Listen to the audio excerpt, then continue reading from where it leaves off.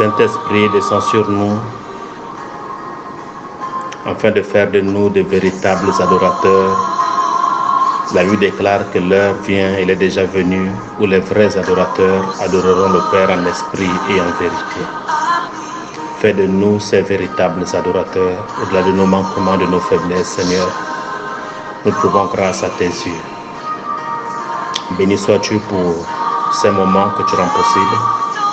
Merci pour cet enseignement qui viendra certainement nous faire du bien et nous mettre sur le chemin par rapport à notre marche.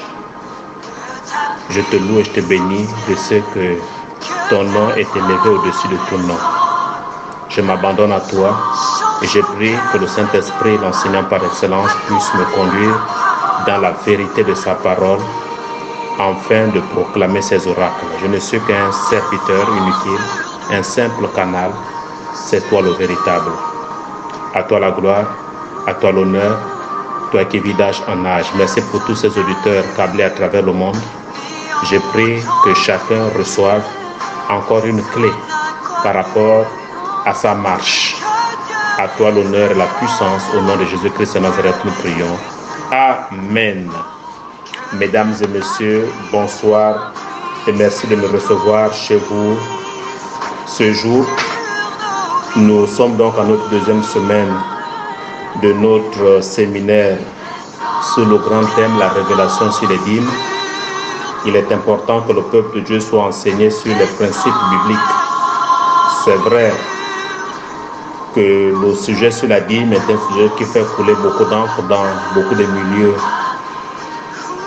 et que c'est un sujet qui est pour certains fidèles un sujet où les pasteurs entretiennent pour anarquer ou déposséder les fidèles.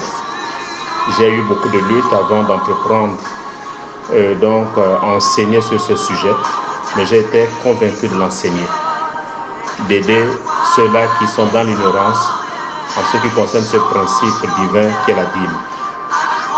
La première semaine, nous avons parlé des origines de la dîme et nous avons trouvé deux origines lointaines. La première origine, c'est que la dîme était une révélation. Personne n'avait instruit Abraham de payer sa dîme. La Bible dit que devant le grand peuple Melchisedec, roi de Salem, Abraham apporta ou paya la dîme de tout. La deuxième révélation, c'est que la dîme intervient. La deuxième caractéristique, c'est que la dîme intervient avant la loi. La loi n'existait pas encore, mais la dîme était déjà d'actualité.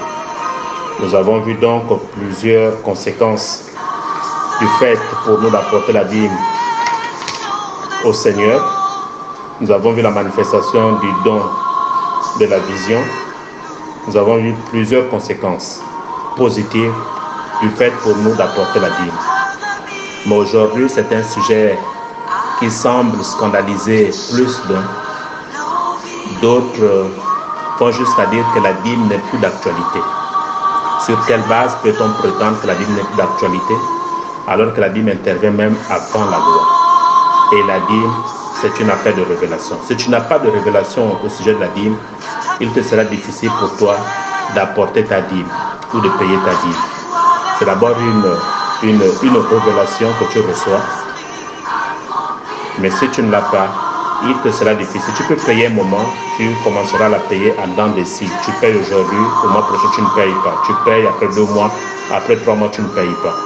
Et cela fait de toi un voleur.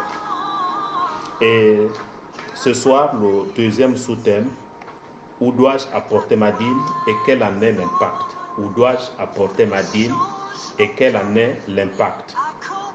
Nous allons donc ouvrir nos Bibles dans le livre de Malachie, en son chapitre 3, le verset 10 et 11. Malachie 3, les versets 10 et 11. Je vais faire la lecture. Apportez à la maison du trésor toutes les dîmes, afin qu'il y ait de la nourriture dans ma maison. Mettez-moi de la sorte à l'épreuve, dit l'Éternel des armées, et vous verrez si je n'ouvre pas pour vous les écluses des cieux, si je ne répands pas sur vous la bénédiction en abondance. Verset 11. Pour vous, je menacerai celui qui dévore, et il ne vous détruira pas les fruits de la terre, et la vie ne sera pas stérile dans vos campagnes, dit l'Éternel des armées. Alléluia. Et donc c'est notre texte de base par rapport à cette pensée. Où dois-je apporter ma dîme et quel en est l'impact? Mais bien avant, je voudrais répondre à certaines questions qui m'ont été posées en inbox suite donc au premier message sur les origines de la dîme. Il est important de savoir que la dîme c'est le 10e de tous mes revenus. Tous mes revenus, je dois apporter le 10e. Maintenant, il y a des choses qu'il faut connaître. Par exemple, dans un couple où le mari est le seul salarié, à la fin du mois, il perçoit son salaire. Sur ce salaire, il prélève la dîme. Et ensuite, il remet de l'argent de poche à son épouse. Est-ce que cette dernière est obligée de payer encore la dîme? Non. Elle n'est pas obligée de payer la dîme parce que l'argent qui lui a été donné a été déjà dîmé. C'est de l'argent dîmé. L'argent en question, la dîme, a déjà été prélevée. Ce qu'elle peut faire en conséquence, c'est peut-être apporter une offrande, prélever une offrande qu'elle peut apporter donc au Seigneur et non prélever de nouveau la dîme. Ça ne se fait pas parce que l'argent en question a été déjà dîmé. Ça, c'est la première préoccupation à laquelle j'ai répondu. Deuxième préoccupation, il est strictement interdit de prendre la dîme pour venir en aide aux nécessiteux. Il est strictement interdit. Par exemple, j'ai prélevé ma dîme et qu'un cas survient ou quelqu'un dans le besoin et tu te dis, comme c'est l'argent du Seigneur, je vais prendre de cette dîme-là pour aider, venir en aide à la personne. Ça ne se fait pas. Cela fait de toi un voleur. La dîme est sacrée. La dîme est mise à part. Tu ne peux pas prendre la dîme pour satisfaire le besoin de qui que ce soit. Ça ne se fait pas. Ce sont des erreurs à éviter. Et donc la dîme est au Seigneur. Quelle que soit la situation, quel que soit le cas qui se présente devant toi, il ne faut en aucun cas prendre de cette dîme afin de satisfaire le besoin de la personne. Ça ne se fait pas. Ce sont des erreurs à éviter. Deuxièmement, il peut arriver aussi que je perçoive un salaire par virement pour ceux-là qui vont prendre leur salaire au robot. Et donc, cette fin du mois, l'employeur vous a viré 125 500 francs CFA. Vous conviendrez avec moi qu'au robot, vous ne pouvez pas avoir la petite monnaie. À la limite, quand vous allez au robot, sur la base de 125 500 francs qui vous a été viré, vous ne pourrez percevoir que 120 000 francs. Est-ce que je dois prendre la différence dans mon argent pour compléter afin d'apporter ma dîme? Non, ça ne se fait pas. Tu ne peux pas prendre l'argent d'une plantation pour venir payer la dîme d'une autre plantation. Ça ne se fait pas. La dîme est un principe divin, c'est spirituel. Qu'est-ce que je fais? Si le robot, j'arrive à percevoir 100 000 francs du robot, je paye ma dîme sur la base de 120 000 francs en question. Donc je prélève 12 000 et je paye ma dîme. Parce que c'est ce qui est entre mes mains. Souvent, qu'est-ce que les chrétiens font? Puisque le robot n'arrive pas dans la petite monnaie, les chrétiens vont prendre de l'argent à côté pour venir compléter et apporter la dîme. Ça ne se fait pas. Il faut prélever la dîme sur la base de ce que tu as perçu entre tes mains. C'est cela la dîme qui revient au Seigneur. Maintenant, le mois prochain, lors d'un virement, ce qui est sûr, c'est que ton revenu sera un peu plus haut. Tu paieras la dîme sur la base de ce que tu auras entre tes mains. Il ne faut jamais prendre de l'argent à gauche, à droite, 5 francs ici, 20 francs ou 50 francs pour compléter ta dîme. Ça ne se fait pas. Il faut payer la dîme sur la base de ce que tu perçois entre tes mains. Maintenant, quelqu'un m'a posé la question de savoir comment pourrais-je rattraper la dîme du mois passé que je n'ai pas pu payer. La Bible est claire dans le livre de Lévitique 27, le verset 31. La Bible dit, si quelqu'un veut racheter quelque chose de sa dîme, il y ajoutera le 1/5. Cela veut dire quoi le 1/5? Tout simplement, mesdames et messieurs, à cette fin du mois de juin, si je veux rattraper la dîme du mois de mai que je n'ai pas pu apporter, combien vais-je débourser pour que je sois déclaré juste devant Dieu et non traité de voleur?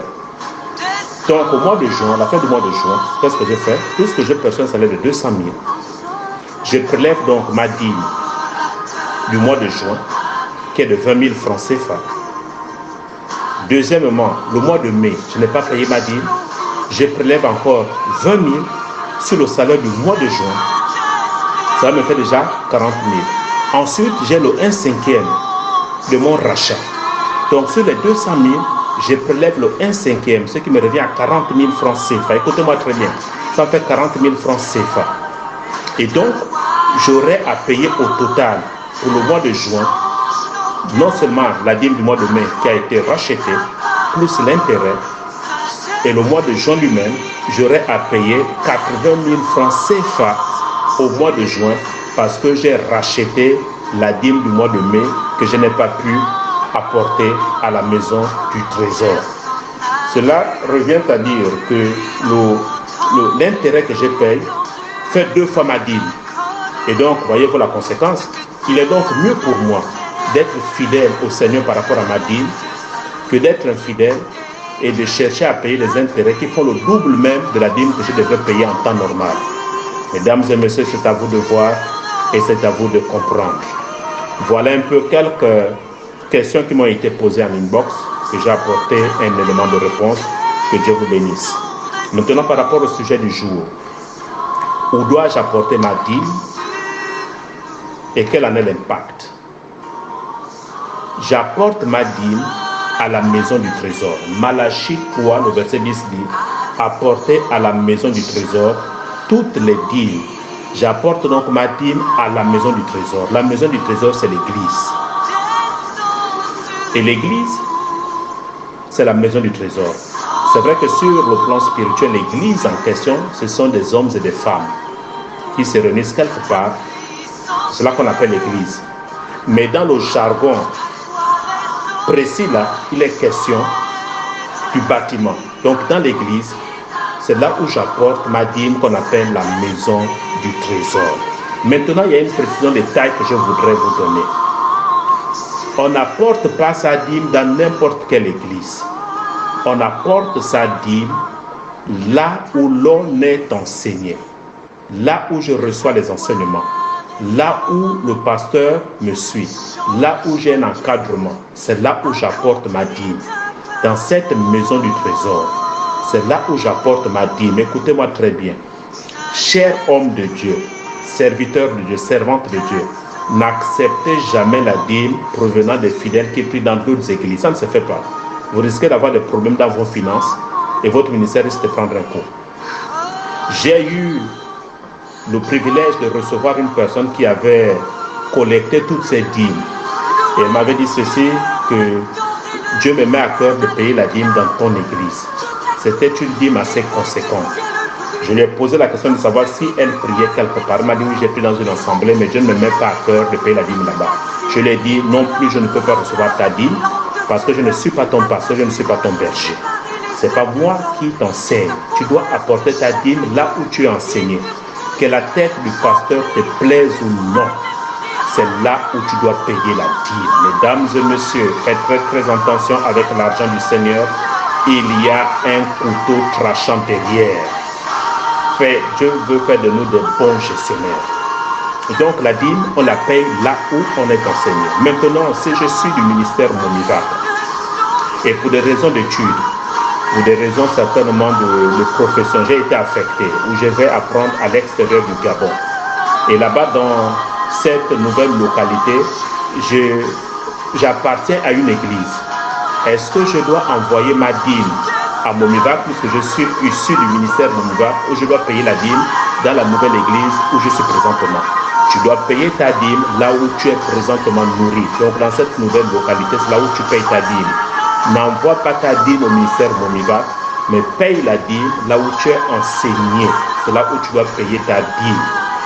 Dans le prochain module, je vous expliquerai à qui revient la dîme et pour quelles raisons. Je vous expliquerai ces choses. Et donc, tout ce que tu peux faire une offrande à ton église. Par exemple, le ministère Momivac, tu es du côté de Paris, et tu veux faire une offrande, tu fais une offrande au ministère Momivac. Mais ne paie jamais ta dîme à Momivac si tu es dans une église là-bas. Maintenant, si dans cette localité, tu n'es pas dans une église, et tu continues à suivre les enseignements sur les réseaux sociaux, tu vas sur YouTube, tu es enseigné par le ministère Momivac. En cet instant précis, puisque tu n'as pas d'église là où tu es, tu dois envoyer ta dîme dans ton église où tu es nourri, donc au ministère Momivac. J'espère que nous sommes très clairs. Maintenant, pour les auditeurs qui sont sur les différentes plateformes, vous priez dans des églises. Même si vous êtes bénis à travers l'homme de Dieu, qui est le leader du ministère Momivac, n'envoyez jamais votre dîme à Momivac. J'espère que vous m'écoutez. N'envoyez jamais votre dîme à Momivac. Payez votre dîme là où vous êtes nourris dans vos assemblées. Si vous voulez bénir le ministère Momivac, vous pouvez envoyer des offrandes. Et non la dîme. La dîme est sacrée. La dîme, on la paye là où l'on est enseigné. J'espère que j'ai été clair. Apportez à la maison du trésor toutes les dîmes. Alléluia. Maintenant, quel est donc l'impact d'apporter la dîme? Le verset suivant est clair. Disons, le passage suivant est clair. La Bible dit, apporter à la maison du trésor toutes les dîmes, afin qu'il y ait de la nourriture dans ma maison. Le fait pour moi d'apporter la dîme dans la maison du trésor, d'apporter la dîme à l'église, je fais en sorte que cette église, cette maison ait de la nourriture. Je reviendrai certainement dans d'autres audios pour vous expliquer de long en large c'est quoi la nourriture.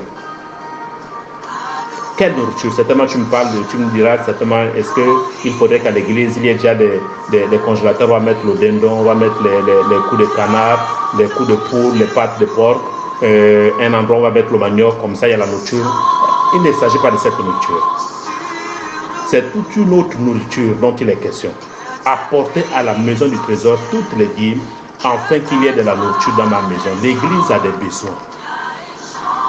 Et ici, la nourriture est un élément fondamental. Pour ceux-là qui ont étudié la pyramide des besoins de Maslow, vous allez vous rendre compte que le premier besoin physiologique, c'est cela. Se nourrir, se vêtir, ainsi de suite. C'est le premier besoin physiologique. L'église a des besoins, l'église a des employés, l'église a des charges, l'église a des demandes. Et donc cette nourriture viendra pour combler toutes ces demandes-là autour de nous. Je reviendrai dans les prochains audios pour vous expliquer de long en large c'est quoi la nourriture. Donc à contrario, si je n'apporte pas ma dîme, je contribue donc à la pauvreté de l'église et je contribue au manque de la nourriture dans la maison de Dieu.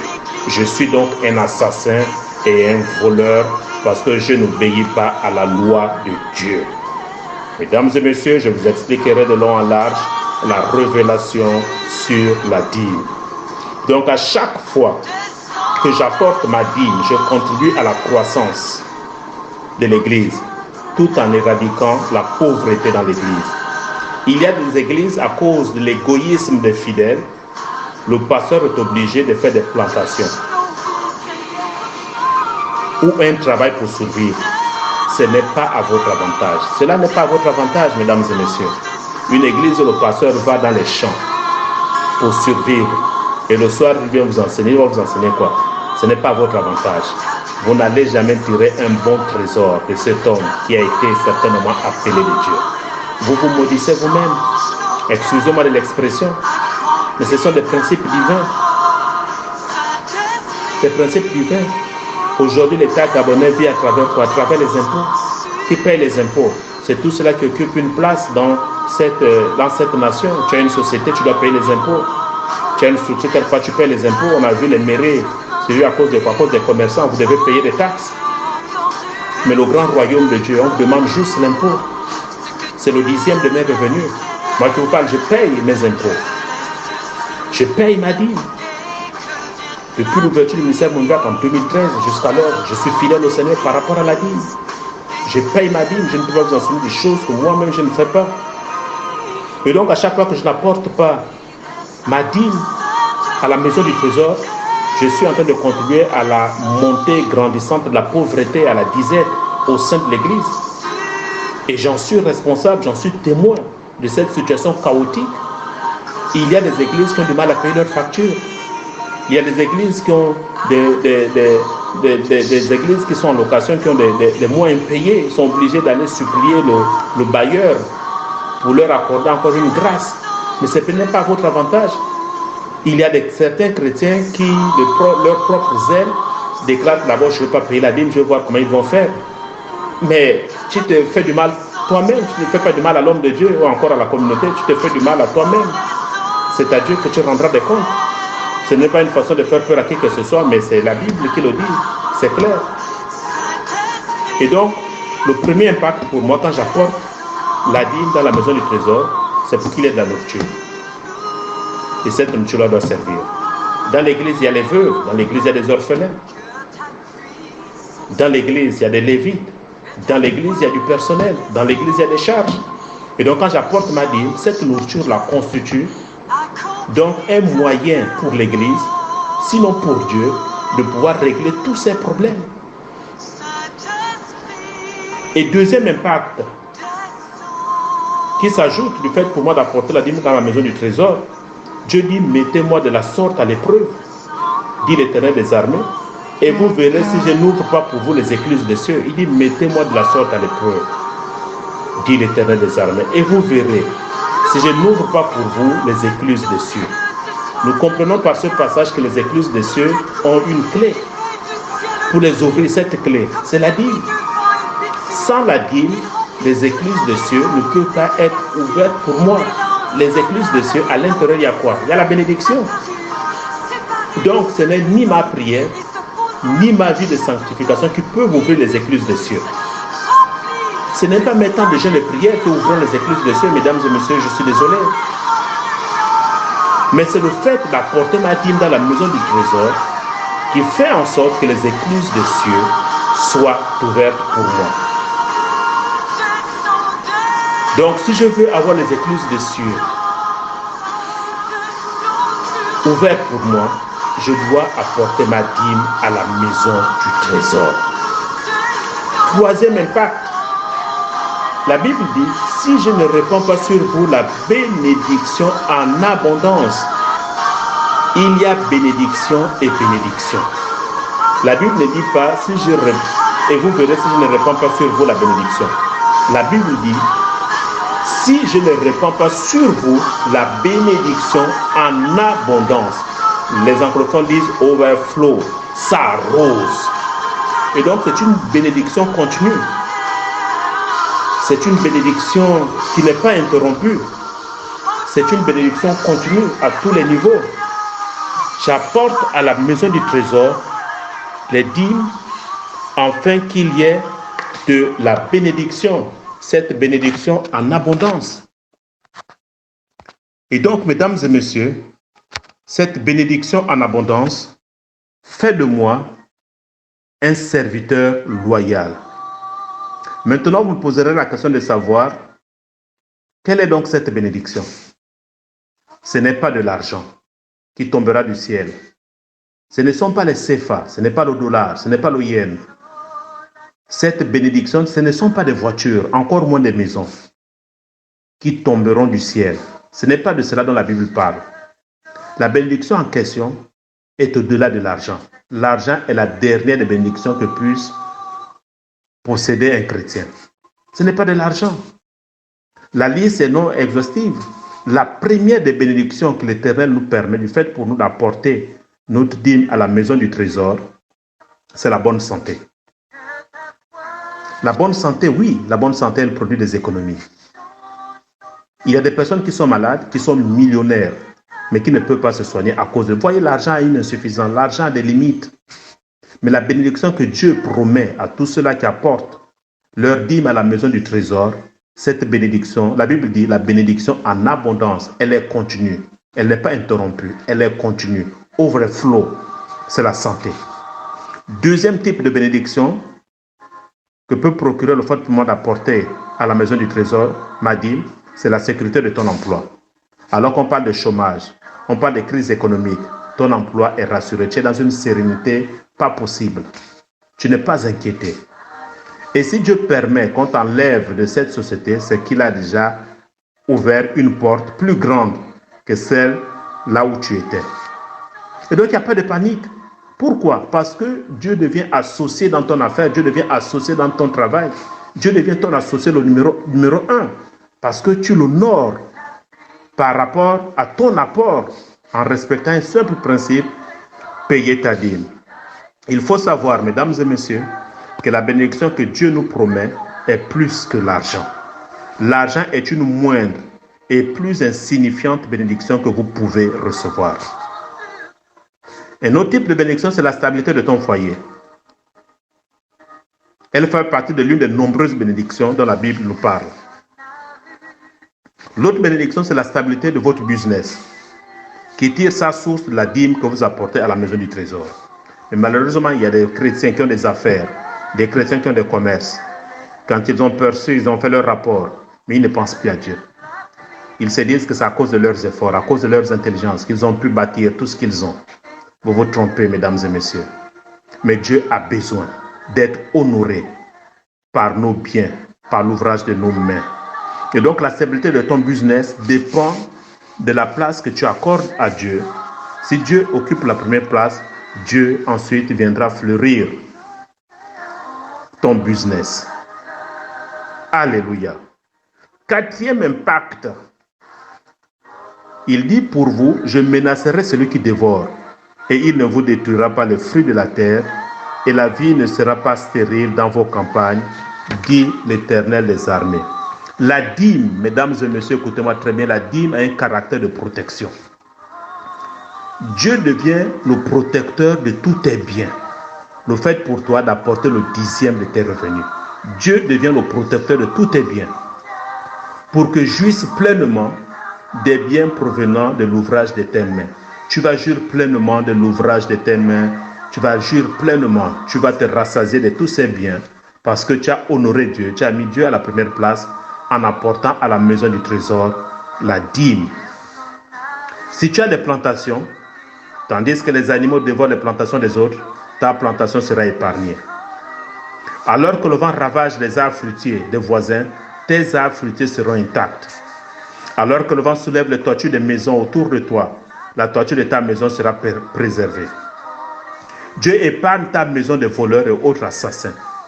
Voilà ce que la dîme procure aux hommes et aux femmes fidèles à Dieu. Est-ce que tu sais qu'un non-chrétien qui apporte sa dîme a les mêmes bénédictions que le chrétien qui apporte sa dîme? Et le non-chrétien qui apporte sa dîme est plus béni que le chrétien qui n'apporte pas sa dîme. Pourquoi? Parce que c'est un principe. Le non-chrétien a les mêmes avantages que toi du fait du respect du principe qui a été établi. Apporter à la maison du trésor toutes les dîmes, afin qu'il y ait de la nourriture dans ma maison. Un non-chrétien qui paye sa dîme devient prospère par rapport au non-chrétien, par rapport au chrétien qui ne paye pas sa dîme. C'est pourquoi, mesdames et messieurs, si vous étudiez l'histoire des Juifs, les Juifs sont les plus riches du monde. Mais d'où tirent leur richesse? C'est parce que, mesdames et messieurs, dans leur culture, ils ont toujours eu à payer la dîme. C'est pourquoi les hommes les plus riches de la terre sont des Juifs. Des hommes qui font la force des économies dans certains grands pays comme les États-Unis, ce sont les Juifs. À cause de quoi? À cause de la dîme. Ils ont toujours honoré Dieu. Beaucoup dans le monde spirituel ont le statut de voleur. Et un voleur ne peut rien entendre de Dieu. Si vous devez apporter 100 000 comme dîme, et que vous enlevez 1000 francs et apportez 99 000, vous êtes semblable à celui qui n'a rien apporté. Vous êtes tous deux des voleurs. Mesdames et messieurs, ne commettez jamais de telles erreurs. Tu sais que tu dois apporter à la maison du trésor 800 000. Et tu te dis 800 000 c'est trop, et je vais enlever 300 000, je vais apporter 500 000. Dieu ne regarde pas au montant. C'est là où le diable gagne beaucoup d'entre nous. Il regarde au montant et dit, bon, moi, je suis le seul, j'ai amené 500 000, qui peut amener 500 000 comme moi. Et tu apportes 500 000 en enlevant 300 000. Tu es un voleur. Il serait mieux pour toi, écoute-moi très bien, je te donne un conseil, il serait mieux pour toi de ne rien apporter. Dieu saura comment bénir son église. Il ne faut rien apporter, tu es un voleur.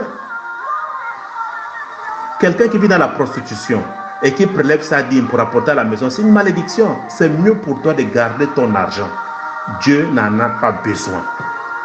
Et donc, si tu n'es pas en mesure de payer ta dîme en totalité, en intégralité, il est mieux pour toi de ne pas apporter ta dîme au Seigneur. C'est un signe de malédiction que tu cherches. C'est mieux pour toi de garder ton argent.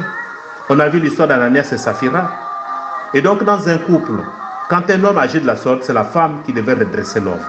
Si c'est la femme qui agit de la sorte, c'est l'homme qui devait redresser la femme en lui disant, chérie, ce n'est pas normal. Payons notre dîme en intégralité. Et vous allez vous rendre compte, mesdames et messieurs, à chaque fois que vous avez volé Dieu, à chaque fois que vous n'avez pas payé votre dîme, les charges que vous allez assumer tout au long de ce mois, quand vous faites la comptabilité des imprévus, c'est plus que ce que vous devez payer par rapport à la dîme. Et nous en sommes prisonniers. Il y a des cas comme Colgate, il y a des cas comme Caterpillar. C'est des chrétiens qui ont renversé la tendance. Ils ont dit à Dieu, je préfère ne pas te donner 10%, je te donne 90%. Ils sont morts depuis longtemps. Mais le nom Colgate et Caterpillar va de génération en génération. Les enfants, des enfants, des enfants, des enfants sont riches à vie. Pourquoi? Parce que quelqu'un a pensé renverser la tendance pour dire, Seigneur, je te fais confiance. C'est un domaine de foi, c'est la révélation. Il ne faut pas prendre le risque de dire, bon, comme le leader a parlé ainsi, ce mois-ci, je vais essayer de faire 90%. Si tu n'as pas eu de révélation, c'est une affaire de révélation, une affaire de disposition. Si tu n'es pas disposé, tu ne peux pas payer ta dîme. Si tu as du mal à payer ta dîme, ce n'est pas le culte de prémices que tu pourras payer. Ce n'est pas possible. C'est pourquoi toutes les personnes qui ne payent pas leur culte, qui ne donnent pas leur culte de prémices, pour la grande partie, c'est des personnes qui n'arrivent pas à payer leur dîme. Le 10e, tu n'arrives pas à donner. Ce n'est pas 100% que tu donneras, ce n'est pas possible. C'est une équation impossible à résoudre. Et donc la dîme, c'est une affaire de révélation. C'est pourquoi il faut garder le premier sous-thème, la révélation. Les origines de la dîme, c'est une affaire de révélation, c'est une affaire de communion avec la personne du Saint-Esprit. Il y a des personnes qui ont du mal à payer leur dîme. C'est une véritable bagarre. Dans les prochains modules, j'expliquerai pourquoi les personnes qui payent la dîme, certaines ne sont pas bénies. Dans quelle attitude apportes-tu ta dîme au Seigneur? Pour faire plaisir à un homme? Dieu ne regarde pas au montant. C'est lui qui perçoit 100 000 et qui apporte sa dîme à 10 000. Et tu gagnes 1 million, tu apportes 100 000. Mais Dieu a le même regard sur vous. Ce n'est pas une affaire de montant. Mais si c'est lui qui perçoit 100 000, il apporte 10 000, et que toi tu perçois 1 million, tu apportes 50 000, et tu es maudit par rapport à celui qui a apporté 10 000. Ce n'est pas une affaire de montant. Il faut te détromper sur ça, ce n'est pas une affaire de montant. Tu ne regardes pas au montant. Je crois que cet enseignement va recadrer beaucoup qui se sont écartés en croyant faire plaisir à Dieu. Si vous êtes en couple, il est temps pour toi de reprendre ton époux, de reprendre ton épouse. Mais si tu acceptes cette combinaison, mais vous êtes voleur et votre maison n'est pas en sécurité. Vos enfants ne sont pas en sécurité. Et vous courez des risques. Celui qui n'apporte pas la dîme paie des factures plus lourdes que la dîme qu'il devrait apporter. Et donc apporter la dîme met Dieu au défi par rapport à ses promesses. Mais malheureusement, ce principe, les chrétiens ont du mal à l'appliquer. Apporter uniquement le 10e. Plus grave aujourd'hui où les églises sont quasiment fermées. Beaucoup se réjouissent. Ah, merci Seigneur. Là, ce n'est pas de ma faute. Là, je ne peux pas apporter la dîme. L'église ne vit plus. Mais l'église continue à vivre à travers les réseaux sociaux. L'église continue à travailler. Une unité a été ouverte. Mais qui apporte la dîme aujourd'hui? On les compte au bout de doigts, quelques personnes qui sont restées fidèles au Seigneur. Ces personnes n'ont pas besoin qu'on prêche la parole. Ces personnes n'ont pas besoin qu'elles soient interpellées. Mais ces personnes sont convaincues de leur alliance avec Dieu. Toi-même, regarde, depuis que l'église a été fermée à cause de la pandémie qui sévit le monde, combien de fois as-tu apporté ta dîme au Seigneur? Je te pose la question, tu es face à un cas que toi-même tu peux résoudre. Combien de fois as-tu apporté ta dîme au Seigneur? Combien de fois? Et pourtant, tu écoutes les messages sur les réseaux sociaux. Et pourtant, l'homme de Dieu prie pour vous. Combien de fois as-tu apporté ta dîme au Seigneur? Combien de fois? La question est devant toi, combien de fois? Combien de fois? Mesdames et messieurs, soyons sages. Où dois-je apporter ma dîme et quel en est l'impact dans la maison du trésor?